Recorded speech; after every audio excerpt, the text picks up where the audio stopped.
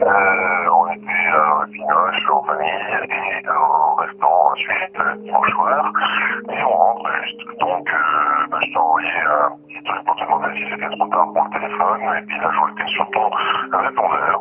Voilà, je t'embrasse.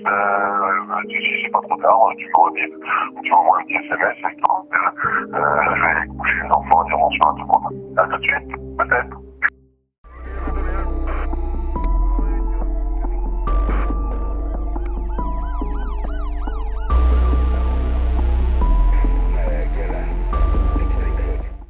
The Boulevard Robert Schumann is a bustling thoroughfare of a suburban, upper-middle-class neighborhood in the French city of Nantes. On the afternoon of April 11th, 2011, one house along that street was suspiciously quiet. It was number 55, the residence of the Dupont de Ligonnés family, made up of husband and wife, Xavier and Agnès, as well as their two children, Anne and Benoit.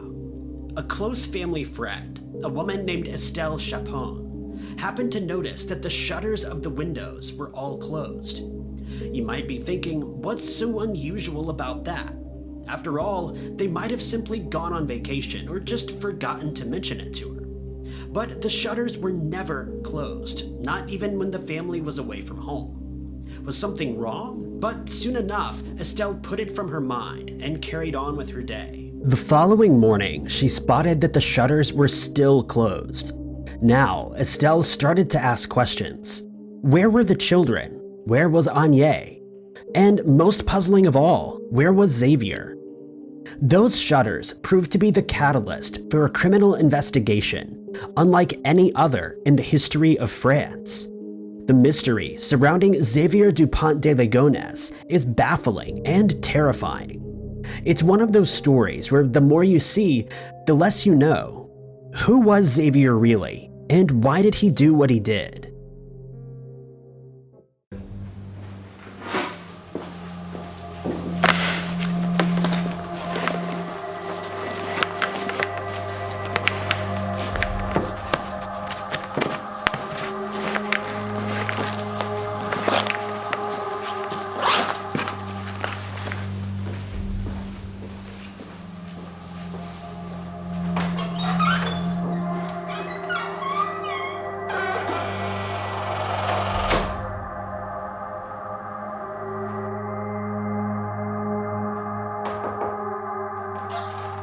Xavier?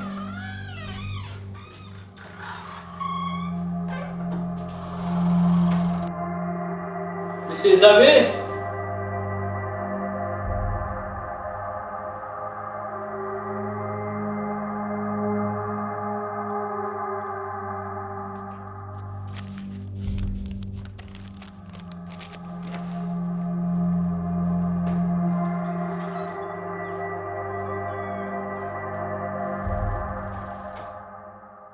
Today we're discussing one of the world's most infamous criminals. But the interesting thing is, you've probably never heard of him. The story was a major sensation in the French language media, but did not make too much of an impact in the English-speaking world. Xavier Dupont de Ligonnés was a man of mystery. He cultivated uncertainty and intrigue in just about every aspect of his life.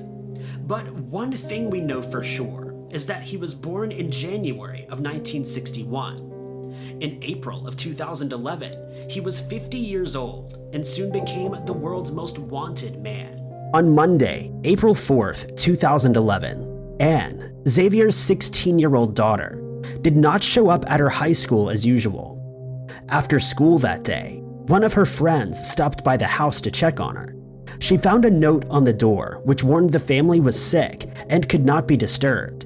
It seemed likely this was a viral case of the flu. By Wednesday the 6th, the school was told a different story altogether. It was announced that the whole family, Anne included, had moved to Australia. Anne had been withdrawn from class immediately and would not be returning. Her friends were shocked. Why hadn't she mentioned this to them? And why had a girl who was obsessed with social media failed to document the family move? Nonetheless, that was the story which was being spread throughout the family's network of friends.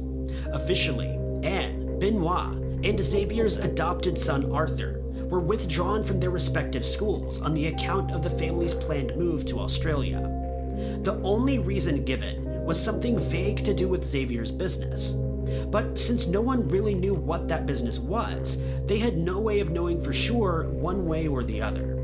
Even Anne didn't fully understand what her father did for a living, according to her school friends at least. That same day, a bailiff stopped by at number 55 to try and reclaim one of Xavier's debts, this time for 20,000 euros. Nobody answered the door, and it didn't seem as though anyone was home. Around this time, Xavier spoke to his old friend, Michael Rediff, on the phone, in a call lasting roughly half an hour. The content of their discussion has never been made public, but it would be very interesting to know what he had to say. For 2 nights straight, the family dogs, a pair of loving Labradors, were heard howling. Then all of a sudden they stopped and were never heard from again. On Wednesday the 6th, Xavier's other son, Thomas, was supposed to attend a music rehearsal to support an ex-girlfriend of his. He was a no-show, which the ex later claimed was not like him at all. That Wednesday, Arthur's girlfriend stopped by at number 55. She was worried as she hadn't heard from him in a while. There, she found the house empty with a note on the door that said, "Return all mail to sender. Thank you." By this time, Agne's relatives had grown concerned, and they launched persistent appeals to the local police to conduct a thorough investigation. On April 15, 2011, a second visit was made by the police to number 55. They found nothing out of the ordinary, with the exception of a few empty photo frames. Wherever the family may have gone, they had taken their photographs with them. Nevertheless, the search continued. The situation was like something out of a courtroom drama. The DA was in the middle of a press conference about the missing family, explaining to a room full of reporters that there was definitely something suspicious about the disappearance, and that a full investigation was underway. At that moment, proceedings were brought to an abrupt halt as the DA took a phone call, and then the announcement was made. A number of bodies had been discovered under the terrace of number 55. These were identified as Agne, Arthur, Thomas, Benoit, Anne, and their 2 dogs. There was no sign of Xavier.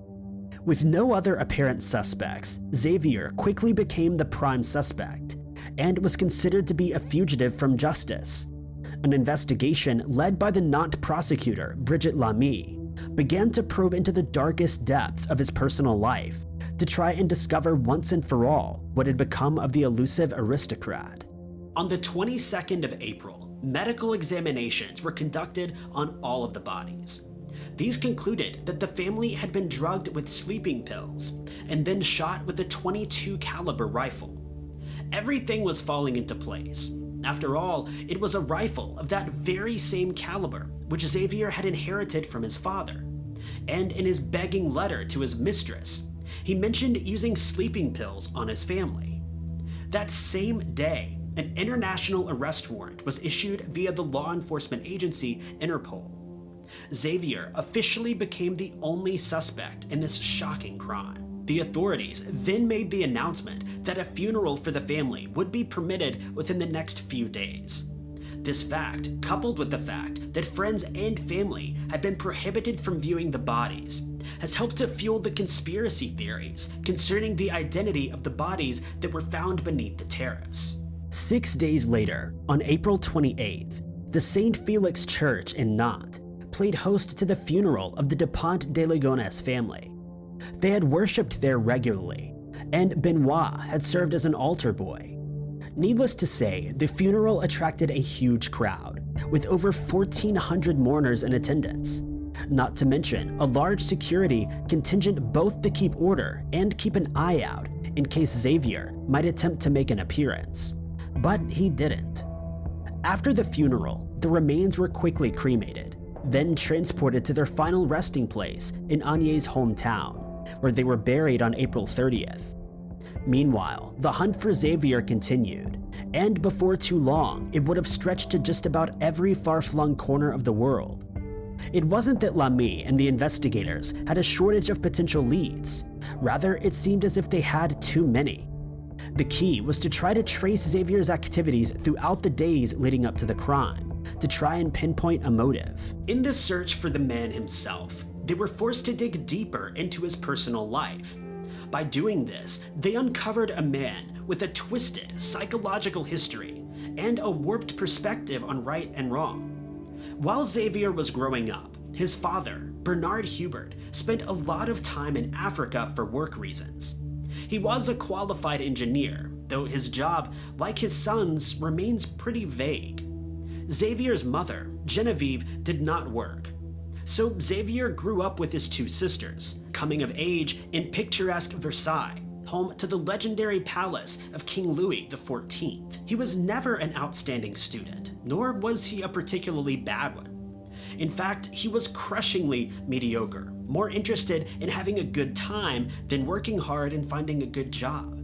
But he idolized his father and saw Hubert's frequent trips to Africa as the epitome of adventure and success.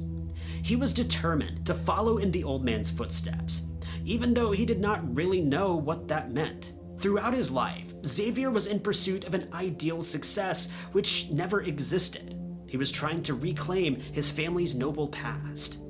In the old days, Xavier would have been a count, and he certainly considered himself to be one. In fact, overall, he had a very high opinion of his own worth. "I think I've got a superiority complex," he once claimed. You could call it that, but it's based on a simple observation. I belong to a group of people who are intelligent, determined, balanced, and in good moral and physical health. Such people are rare compared to the masses. But in spite of his self-important attitude, Xavier was well thought of by friends and colleagues. He was a devout Catholic like the rest of his family. He was an active member of his community, but his professional life was a very different story. What exactly did he do for a living? The accounts differ, but he liked to convey an image of himself as a businessman. But there's not much of a paper trail, and very little in the way of tangible evidence of his work. All his life, Xavier tried to make a name for himself as an entrepreneur. As a young man, he studied at business school, and it was during that time that he met Anye. The two of them entered into a whirlwind romance, but it ended quickly. The couple wanted different things from their relationship. Anye craved commitment, while Xavier was still just out for a good time. They drifted apart, and Xavier began a period of extensive traveling. He had finished his studies and was ready to take the world by storm. First and foremost, he set his sights on America. It's tempting to think of Xavier as a fantasist, whose imagination centered on America as a kind of promised land, a paradise he could escape to. In 1990, he embarked on a journey across America with one of his closest friends, a man named Michael Rediff. They traversed the iconic Route 66 and visited 48 of the 50 states. But Xavier did not stay there long. Soon enough, he was back in Europe, working a string of small-scale jobs to make ends meet. By 1992, he had returned to Versailles, where his odyssey had just begun. There, he decided to reconnect with Anye, who was the love of his young life. But Anye's situation had changed while Xavier was away on his travels. She had been in a relationship with another man and had given birth to a son, Arthur, in 1990. She was, however, currently unattached, and she and Xavier soon picked up where they left off. Xavier did not care that she was now the mother of another man's child. The couple even married that exact same year. The next few years did offer a bit of stability for the Dupont de Ligonnés family. Xavier adopted Anye's son, and she in turn would give birth to 3 of Xavier's own children, 2 sons and a daughter. Thomas, Xavier's first child, was born in August of 1992. Next was Anne, born in August of 94. And finally, Benoit, the youngest of the Dupont de Ligonnés family, was born in May of 1997. In 1998, Xavier returned to America to look into the feasibility of setting up a company there, as well as immigrating with his family. He idolized entrepreneurs like Bill Gates and saw himself as a potential contender to the throne of commerce. This immodest appraisal of his own business expertise, coupled with a string of bad decisions, was to prove a lethal cocktail. In 2002, Xavier began laying the groundwork for a move to America. This turned out to be yet another pipe dream. Xavier failed to make a go of it, and he was forced to return to his homeland with his tail between his legs and a considerable amount of debt in his wake. For the next few years, his financial situation would grow increasingly desperate, culminating in his extraordinary vanishing act. Official probes into Xavier's business affairs revealed a few distinctly shady-looking projects and get-rich-quick schemes. To outsiders, Xavier led a charmed life. He portrayed himself as a man with a Midas touch, an entrepreneur with a knack for business. But the truth was very different. His first company was set up in 2000, using 80,000 euros which Anya had inherited from her late parents. But in less than 4 years, Xavier had burned through all of his funds. In November of 2004, Anya admitted, quote, "It's a huge stress for me because I have nothing left. He didn't act the way he should have and didn't act quickly enough. I don't want his crazy explanations anymore." Former employees have been kinder in their descriptions of Xavier, characterizing him as a man with decent ideas but lacking the ability to follow through with them. For instance, he once briefly employed 6 workers. However, Xavier had no choice but to let them all go in just a few short months because of his mismanagement. In spite of this, there is no denying the fact that he could certainly talk the talk, and he managed to convince various creditors to provide him with substantial loans for his many ideas and ventures. This was eventually to prove his downfall, though. Investigators would soon discover that, much like his former businesses, his marriage to Anya was largely a failure. In 2006, the couple had separated for 2 months or so, but they then drifted back together again. Around that time, Anya confided in an email, saying, quote, "I have nothing, no tenderness, no love, no friends, nothing."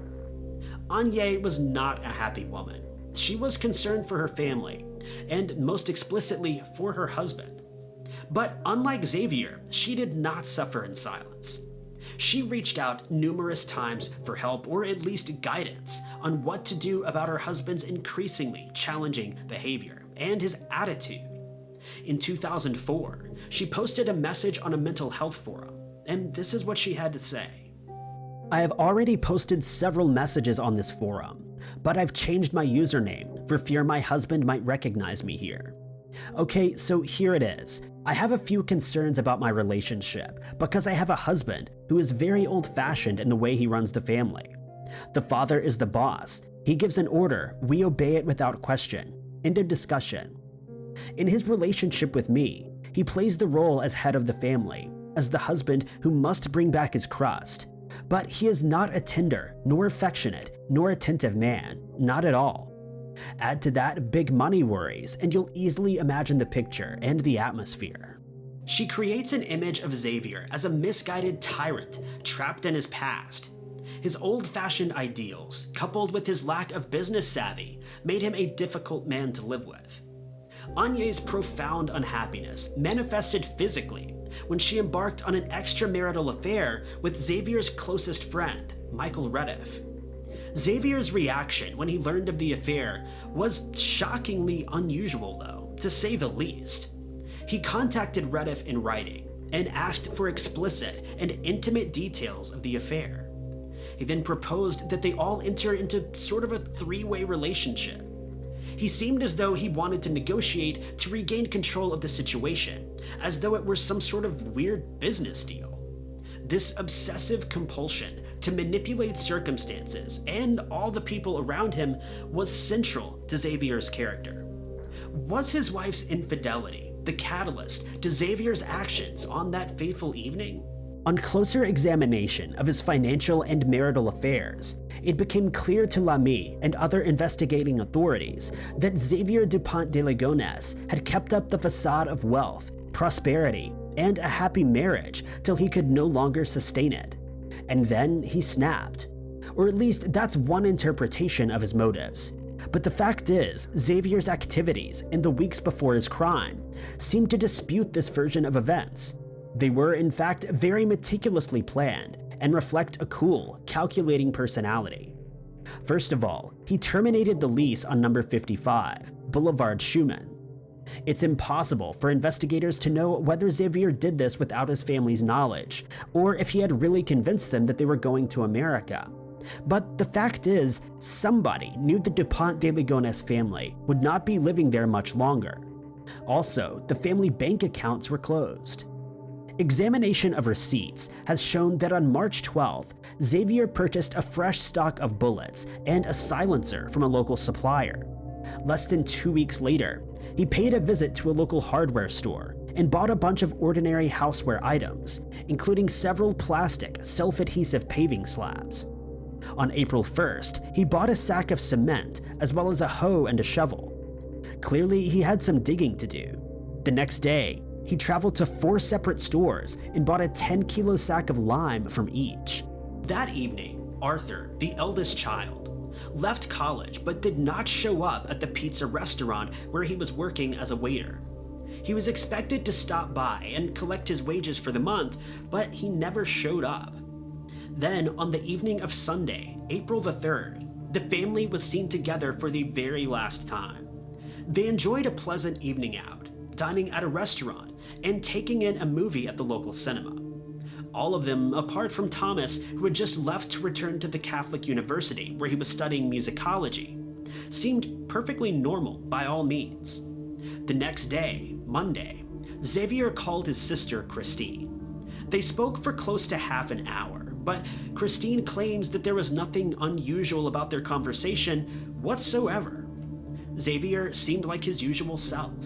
That evening, he dined at a high-class restaurant with his son Thomas.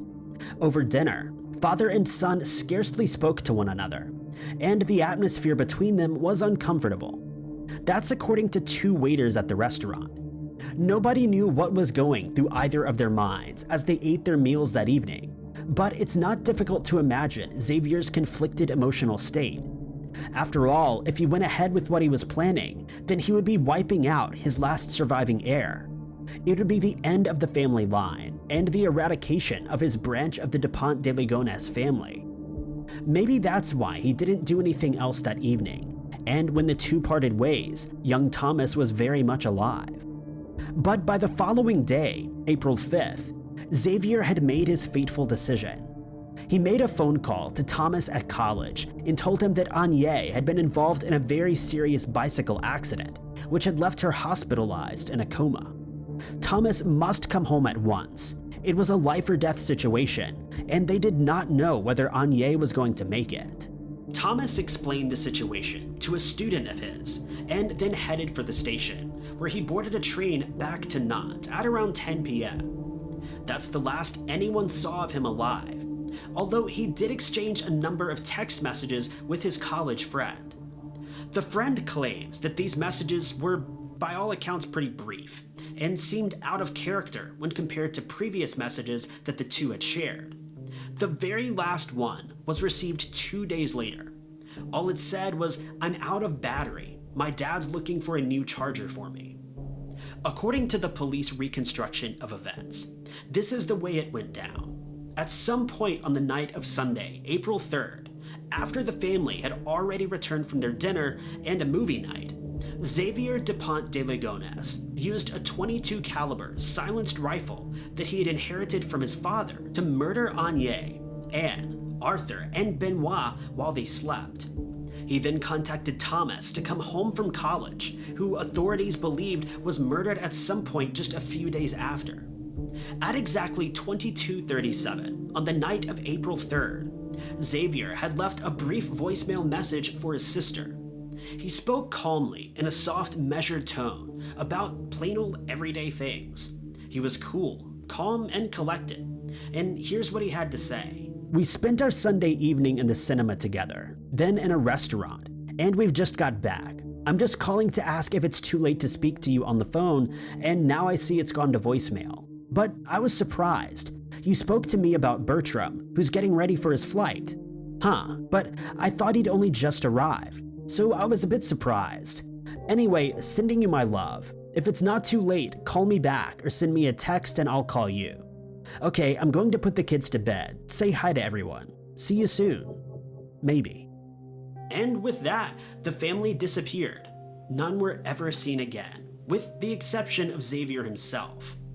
While the crime itself was a terrible thing, the sequence of events was at least simple enough to piece together. Or was it? There is some dispute about when exactly Anya died. According to the official version, she died on Sunday night, and yet, according to more than one independent witness, she was spotted alive the following Thursday. That day, April 7th, neighbors observed Xavier packing several large bags into his car. But one neighbor in particular also claimed to have seen Anya out walking her dogs. Apparently, they chatted briefly before the neighbor was forced to leave to pick up her son. In spite of the apparent evidence to the contrary, the neighbor remains convinced that Anya was alive and well on April 7th. A second, completely separate eyewitness report came from one of Anya's friends. The friend worked in retail and positively identified that Anya had been in the store where she worked on either the 7th or the 8th of April, though the body beneath the terrace supposedly died on either the 3rd or 4th. The fact that two independent witnesses claim otherwise leaves a few uncomfortable unanswered questions. While Bridget Lamy has taken these claims seriously, she's had no choice but to follow the physical evidence resulting from the autopsies. One thing we do know for sure is that during the next few days, Xavier's calculating mind was in overdrive. Examination of his IP address shows he sent out a bunch of different correspondence to the various people in his life, starting with an email to his brother-in-law, Bertram, stating, "Everything is fine, Bertram. You'll hear more detailed news soon from Christine. Bye for now. All the best, Xavier." His activities throughout the next 2 days remain virtually a mystery. But on Monday, April 11th, a letter arrived at Anne and Benoit's school bearing Xavier's signature. In the letter, Xavier claimed that urgent professional changes meant that he needed to remove his children from school, as the family would be leaving the country. That same day, an extraordinary letter, dated April 8th, arrived with a number of Xavier's friends and associates. Supposedly, this was Xavier's explanation for his family's sudden disappearance. Here's the message. "Hi everyone, huge surprise. We have to leave urgently for the US due to a very particular set of circumstances that we will explain below. You're receiving this letter by conventional post because for the next few years, we can't communicate any other way for safety reasons. When you read this letter, we will no longer be in France and won't be able to return for an as yet undetermined period of time. You must be wondering what's going on. When we started our company in Miami in 2003, we were put into contact with the DEA, who were looking for a French national to infiltrate the French nightclub scene to obtain information about drug trafficking and money laundering networks without drawing attention to themselves. So once I was tested and briefed, I accepted my mission of working incognito for the DEA, under the condition that I maintain secrecy. Everything has gone according to plan in the nightclubs for the last 7 years, until now. With the information that I've collected in this time, I've become a key witness in an upcoming trial involving major international drug trafficking kingpins. The trial will have to take place in the US in the next few years. The date has not yet been determined. What complicates matters is that certain tips had recently led us to believe that my cover may have been blown. Therefore, the situation has now become potentially dangerous for us here, and has required us to take emergency measures. When I first went undercover, I accepted that I might be placed into the Federal Witness Protection Program. This is what we now have to do, and we're not doing it with any excitement, but because it's necessary and there's no way around it. So we have been taken into the protective custody of the US government and transferred to the US, and we have new identities, which must, of course, be kept a secret. Basically, Xavier claimed that he'd been an undercover operative for the American Drug Enforcement Agency, and that he and his family were now being initiated into a witness protection program. Essentially, they were starting a new life overseas, and they would never be able to contact their old friends or family again. There was no reason to doubt the integrity of the message, so many people who received this message took it at face value. After all, why would a man like Xavier tell a lie? Later that day, Xavier checked into a hotel. He stayed overnight, paying for his accommodation by credit card. He was still driving his own car, a Citroen 5. He checked out the following morning without attracting significant attention and carried on his way. He must have covered quite a bit of ground because he next appeared on the evening of Tuesday the 12th. He was now using the alias Laurent Xavier, but police were able to track his movements as he was still using his own credit card. He spent the night in a hotel, and the following morning he was on the road once again, arriving at La Seine-sur-Mer, a town he knew well from the time he spent there on his travels during the 1980s. While there, he took the opportunity to look up a former girlfriend. He got in touch, but they did not manage to meet up that evening. Police only found out about this after the fact, and of course, there's no way of knowing what he wanted to talk about with his old flame. He surfaced for the final time in a small town in the Var region on Thursday, April 14th. There, he stayed at the local hotel. It's been pointed out that on the night in question, Xavier's close friend, Michael Rediff, just happened to be staying roughly 6 miles away. For some investigators, this seemed like too much of a coincidence. Rediff became the object of their inquiries, but it was impossible to establish his involvement in Xavier's escape. Xavier checked out of the hotel on the morning of Friday, April 15th. He had obviously found a new mode of transport as his familiar Citroen 5 was found abandoned in the hotel parking lot, and with that, he vanished from the face of the earth.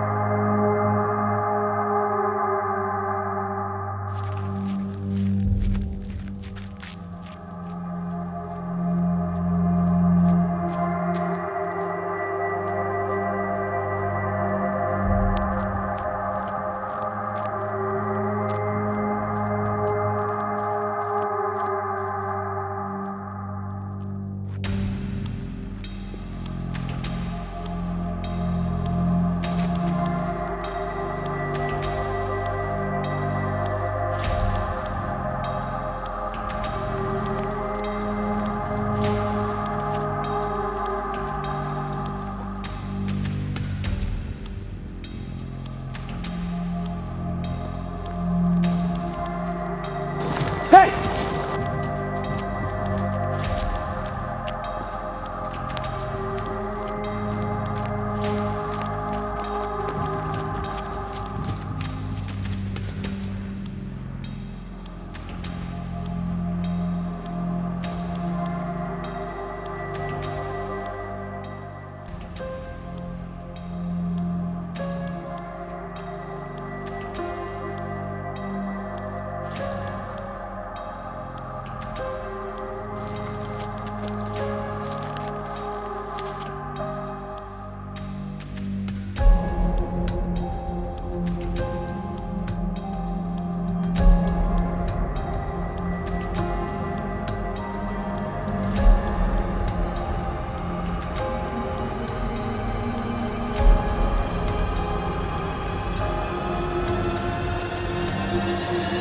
Xavier!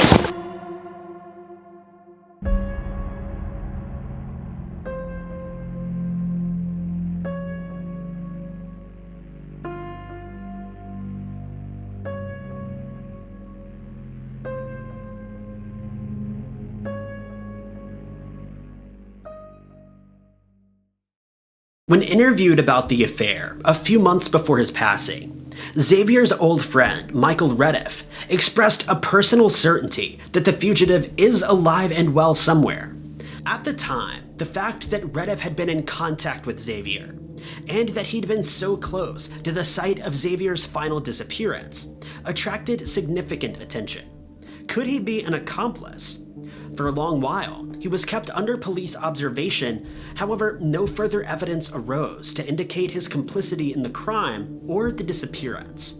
But moving on proved impossible for Michael Rediff. He lost his job, and he quickly descended into alcohol abuse. His marriage ended, and eventually he sank into a deep depression. Rediff committed suicide in 2018, taking with him any knowledge that he may have possessed. Conflicting stories about what happened to the Dupont de Ligonnés family continued to circulate for days after the disappearance. Could Xavier's extraordinary witness protection story actually be true? As more gruesome details emerged, Xavier's bizarre letter took on new and sinister significance. There are several holes in the letter's carefully constructed narrative, not least of which is the fact that real-life witness protection subjects are not permitted to write messages of this nature. Even if Xavier's story were true, the only way he could have written about it to this extent would be by mailing it in secret, which seems unlikely in itself. A more believable interpretation is that Xavier channeled his perception of law enforcement from TV cop shows and mystery novels into crafting elaborate fiction. Mentioned in a lot of Xavier's letters is a close friend of his named Emmanuel. By all accounts, Emmanuel fostered a deep affection for Xavier, bordering on unrequited love. When Emmanuel's father died in 2008, Emmanuel received an inheritance of roughly €250,000. He used some of this cash to buy his apartment in Nantes, but for the rest of it, attempts were made by prosecutors to follow the money that all resulted in dead ends, so we don't really know what happened to it. It's well known that Xavier had a knack for obtaining funds from people close to him, and with a man like Emmanuel, who was already profoundly infatuated with him, it would not have been difficult to convince him to hand over a chunk of his inheritance. That was the police conclusion anyway, and they quickly followed it up by tapping Emmanuel's phone. However, just like about every other line of this investigation, it yielded nothing. Like Michael Rediff, Emmanuel descended into alcoholism and suffered from cirrhosis of the liver. And in January of 2020, he died of a heart attack following a pulmonary embolism. And like Rediff before him, the police never managed to take advantage of what exactly he might have known. Likewise, close examination by various criminal psychologists has highlighted several key red flags in the letter. For example, in it, Xavier never once mentions his wife or children individually. It's always we. A key psychological perception of Xavier is that in his eyes, the man and the family are the same thing. That means that because he had given life to his children, and because he was the breadwinner for the household who kept them fed and clothed, he could not allow them to get by without him. They were inextricably bound together. That means if he was a failure, then so was his family. Similarly, by carefully outlining a range of tasks which needed to be completed by friends and family, ranging from disposing of furniture to handling their financial affairs, Xavier demonstrated a remarkable attention to detail, focusing on chores which a man on the run for his life might not be expected to remember. But this could be read as an attempt to keep the letter grounded in reality, to provide a counterpoint to all the outrageous elements of the author's story. Similarly, the reference to it as an enforced separation seems to be an attempt to normalize the inexplicable disappearance.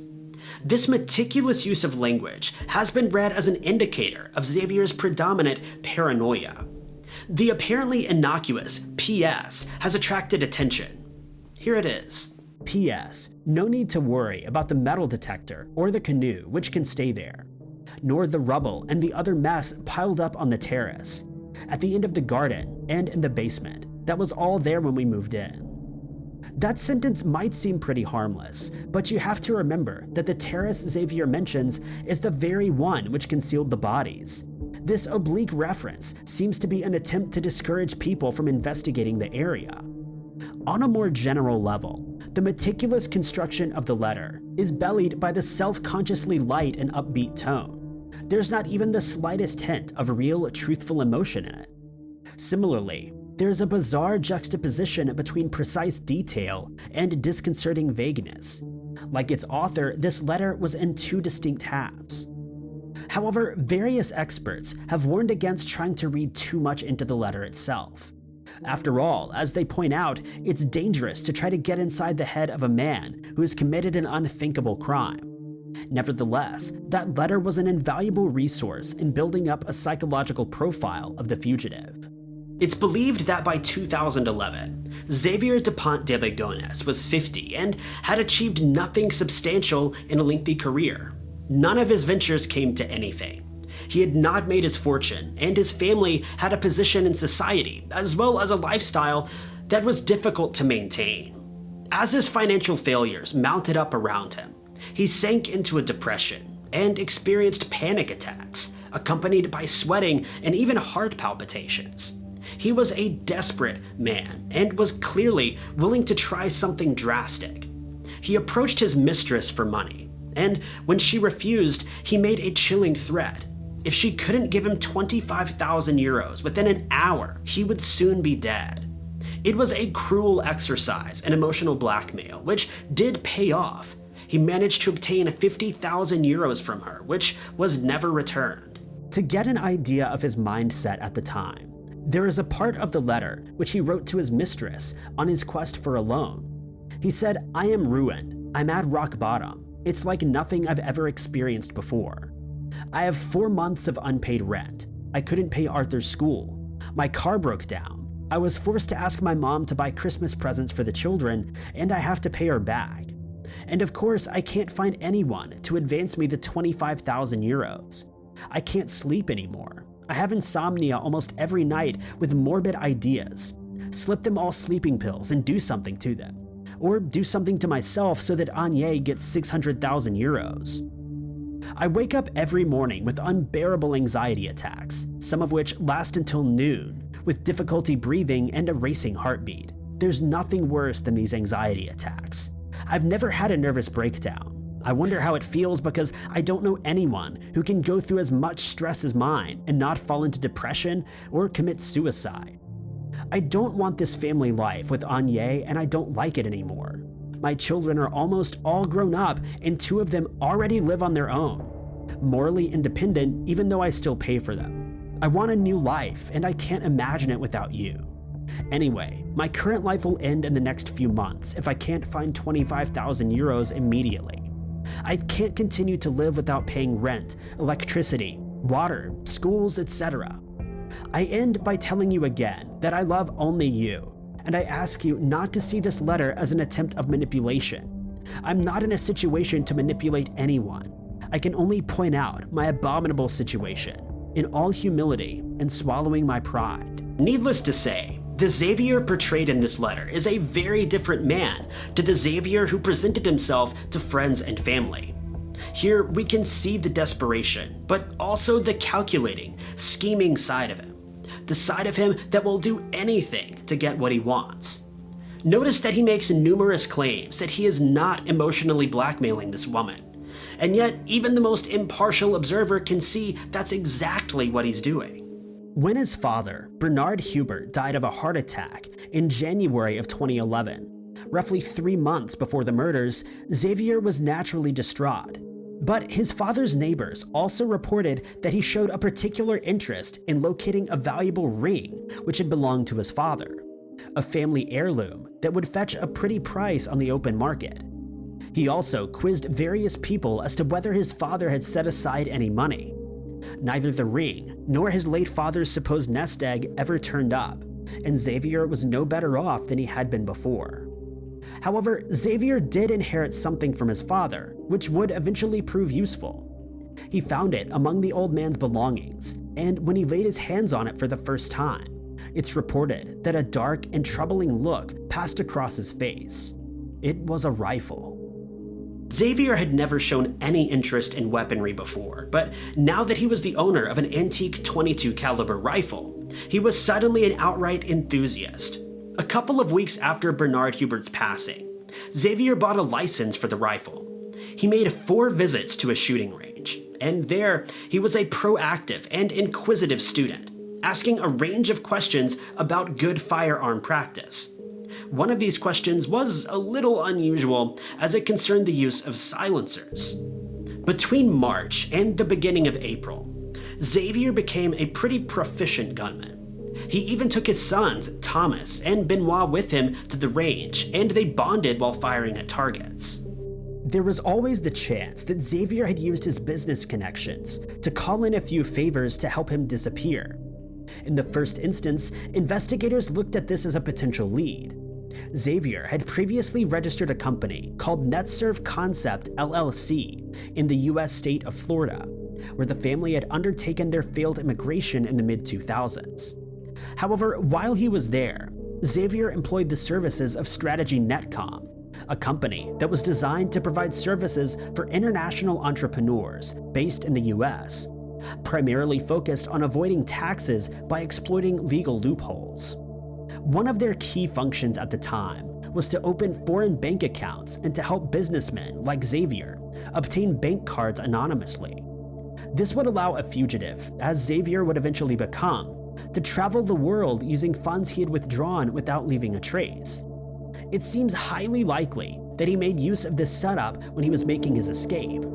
Of course, this might just be a red herring, designed to mislead investigators, but part of Xavier's cover story about witness protection explicitly mentioned the company he set up in Miami in 2003.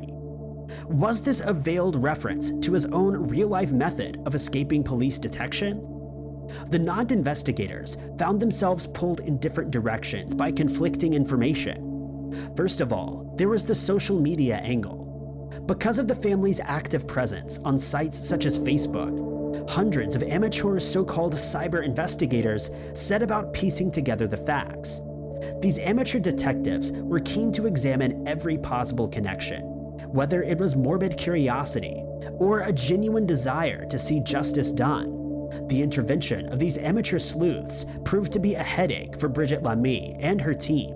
Take, for instance, the Derome case. On Friday, April 15th, the same day that police made their second investigation of Xavier's house, a woman named Colette, roughly 50 years of age, disappeared. She was a mother of 4 and a supermarket employee. When she failed to show up for work and also failed to pick up her daughter from school, the public began to speculate as to whether the disappearances might be connected. This led to increased pressure on the prosecutor's office. Did they have a serial killer on their hands? Of course, it was too early to establish a link, but the fact that Xavier had been traced to that area around that same time made for an uncomfortable coincidence. Had he simply snapped and gone on a homicidal rampage? Or maybe Colette had seen something she shouldn't have, and he had to be forced to silence her. The rumor mill continued to swirl. On May 15th, a month to the day since her disappearance, the body of Colette was found by a pair of hikers in the countryside. She had been strangled, and the time of her demise was estimated to have been just a few hours after she had disappeared. But in spite of the intense rumor-mongering, there was nothing concrete to link this murder to Xavier. In fact, the culprit in this case turned out to be a woman, actually the ex-sister-in-law of Colette, who strangled her over a financial dispute, then disposed of the body with the assistance of her son, David. The case, as it would turn out, had nothing to do with Xavier at all, so it was just another dead end. And the investigators had wasted a considerable amount of resources pursuing a link which did not exist. Their next angle was a religious one. Police began to speculate that Xavier may have sought sanctuary in a monastery, taking advantage of his Catholic faith. He would have been treated kindly there, and with the utmost discretion. In other words, it may have been possible for him to find a new home among the monks without any significant questions being asked. They began to make inquiries at various monasteries throughout the region, but as you might expect, this was all to no avail. Weeks, then months went by. The trail began to go cold. Xavier had vanished, possibly for good. On the second anniversary of the crime, a major operation was undertaken to sweep the countryside and locate the elusive Xavier. In particular, authorities focused their attention on the old lead mines in the Var region, which had historical reputation for criminality. Because of this gruesome history, the area had certain unconscious associations with crime and destruction, as well as a nationwide reputation. with that in mind, for a while, it looked as though Xavier may have chosen that spot to end his own life. A special unit of police and firefighters, which concentrated on difficult-to-access areas, such as caves, tried and failed to locate his body. So what exactly became of Xavier Dupont de Ligonnés? Perhaps understandably, his vanishing has prompted all kinds of conspiracy theories of varying degrees of credibility. In the months before he disappeared, Xavier had tried to re-establish a number of links with old friends. But why? Was he trying to scope out possible accomplices for his crime? Whatever the reason, investigators had the daunting task of following up on all of these potential angles. In particular, Judge Robert Chalian ordered an investigation which lasted more than 2 years in an effort to track down a woman named Claudia, who had been Xavier's fiancée back in the 1980s. This was well before he married Anya. Claudia was supposedly living in Germany, and in February of 2013, a segment appealing for witnesses was prepared for inclusion on the popular true crime TV show Case Number XY Unsolved. However, the segment was dropped when it came to light that personal information relating to Xavier's sister and brother-in-law had been included accidentally. This would have constituted an invasion of their privacy, and so the TV network had no choice but to pull the appeal.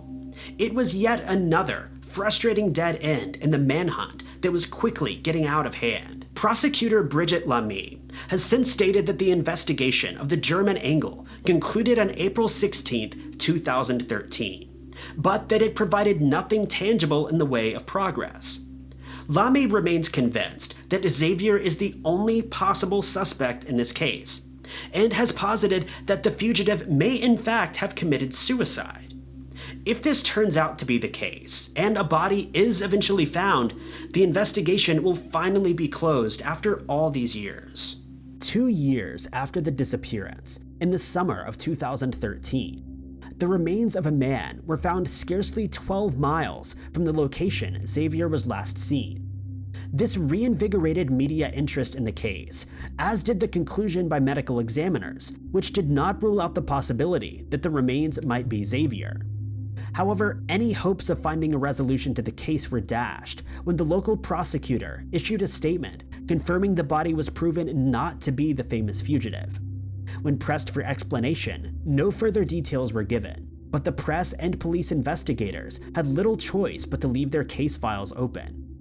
It would be another 2 years before Brigitte Lamy and her team of investigators turned up even the hint of a clue.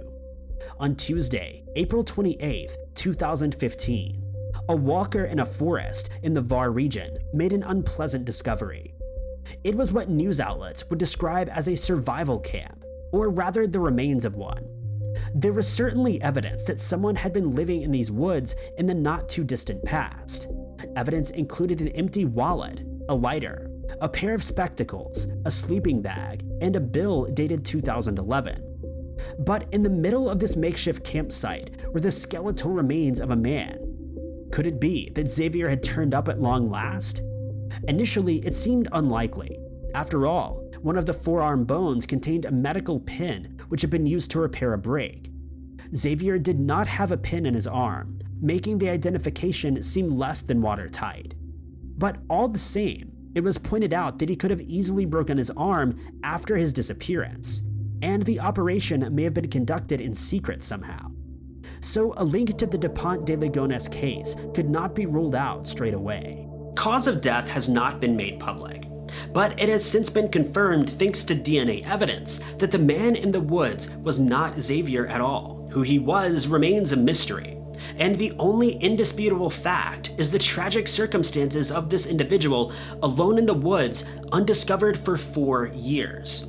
Though every attempt to find a definitive resolution to the mystery ends in failure, the case itself is never far from the public imagination.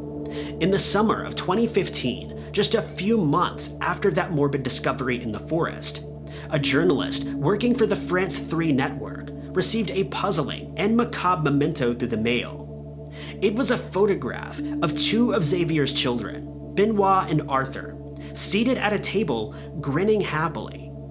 But what sent chills down the journalist's spine was the note scribbled on the back on the underside of the photograph. 4 words: "I am still alive." It was signed by Xavier Dupont de Ligonnés and dated July 11, 2015. Of course, this generated considerable media uproar and fresh public interest in the case. Could it really be a message from the killer, taunting the press about the crime he'd committed 4 years earlier? The lawyer, acting on behalf of Xavier's mother and sister, doesn't think so. The key question here is why? Why would Xavier contact a journalist and not a member of his family? Why would he want the public to know he was alive and at large? All the same, this note was just one of a string of incidents that has kept the extraordinary case alive in the public imagination to this day.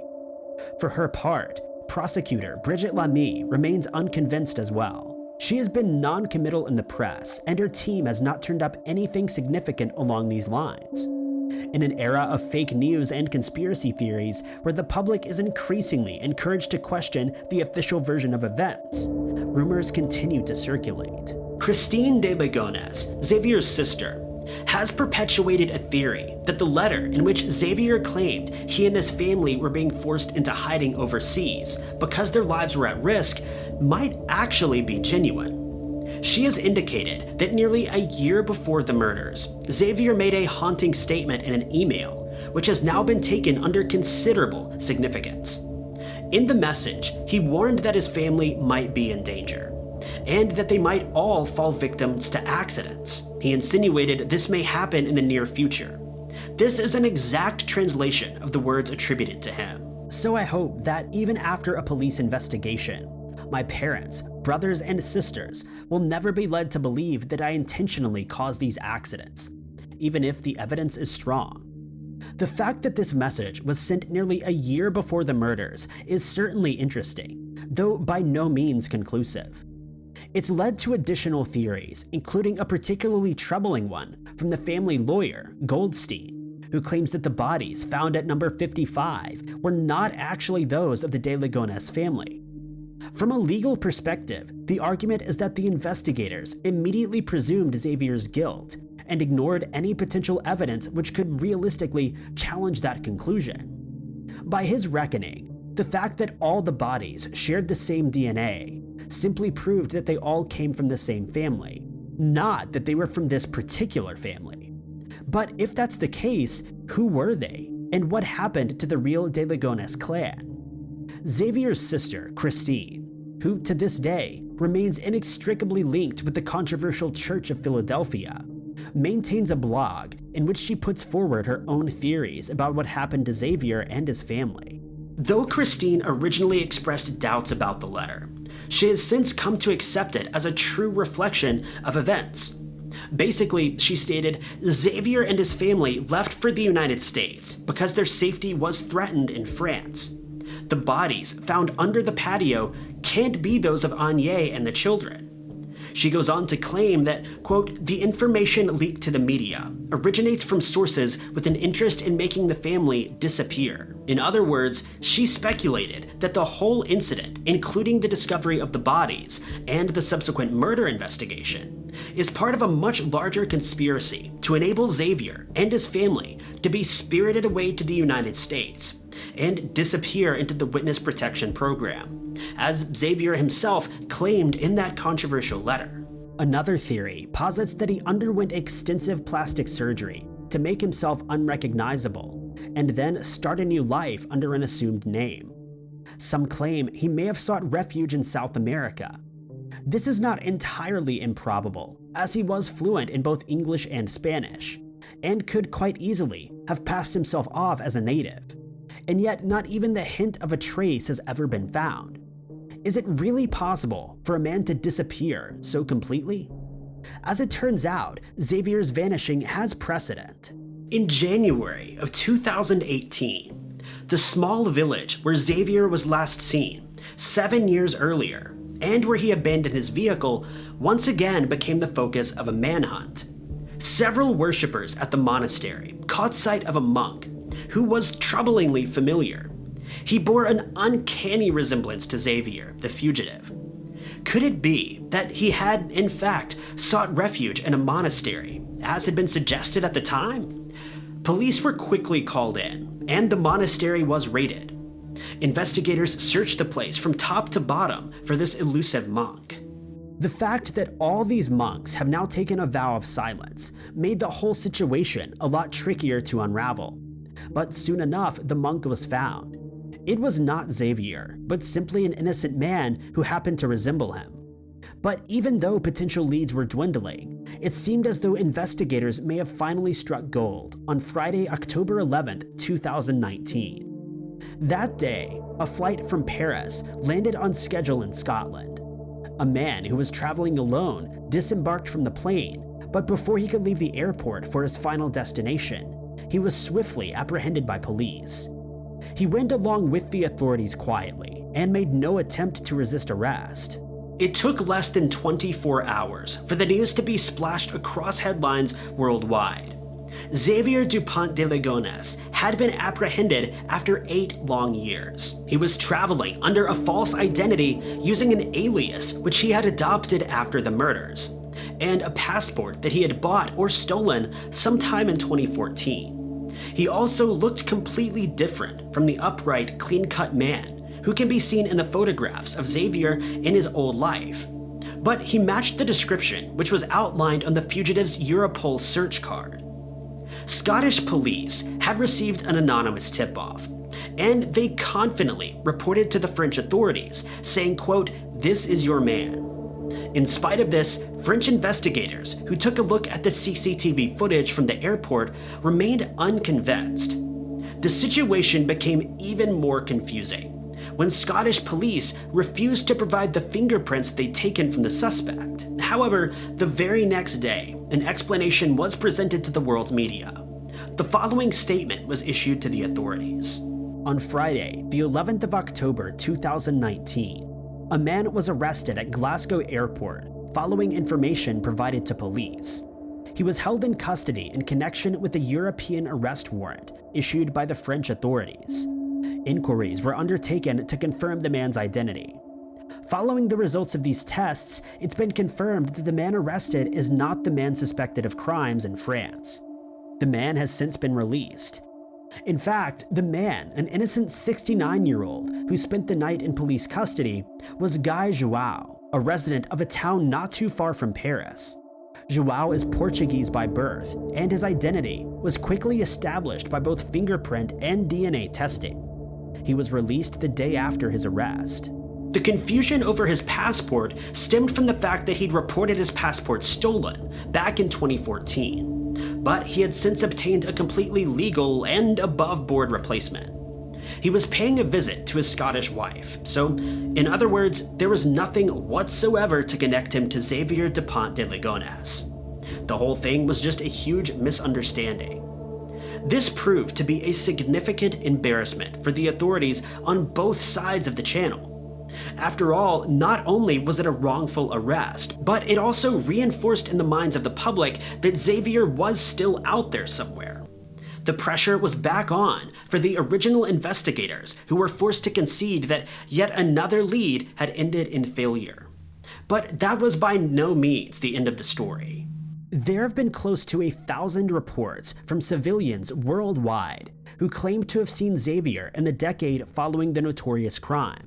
And yet not one of the successive prosecutors or lead investigators has managed to pick up his trail. The case continues to exert a macabre fascination for the press and the public. In 2020, it was featured in an episode of the Netflix revival of Unsolved Mysteries, as well as forming the basis for a French-language dramatic miniseries.